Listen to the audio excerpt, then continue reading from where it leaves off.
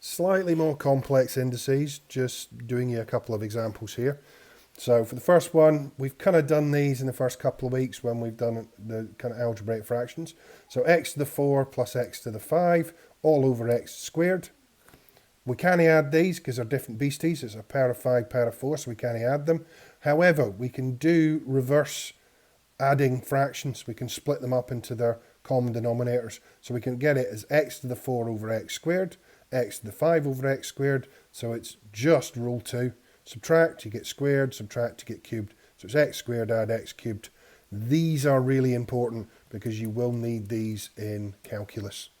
So here, the square root of x minus 1 all squared, all over the square root of x. So what we've got to do is we've got to multiply out that top line, like we did a couple of weeks ago. So multiplying it out, we'll get x minus 2 square root x plus 1. So we pop that on the top line. Again, we can separate it into its fractions, but we can make these into their indices, into their power form.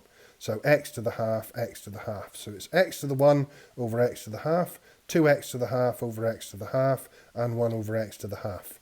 Subtract the indices. Subtract the indices, we get x to the 0. So just 2. And here, I even put in the x to the 0 for you there.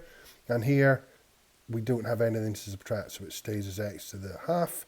So here, x to the half is the square root of x. X to the 0 is 1, so it's minus 2. And here, the x to the half can go back into that form. Because it was in root form to start with, you usually try and put it in root form at the end. If it's in power form or index form, leave it in index form.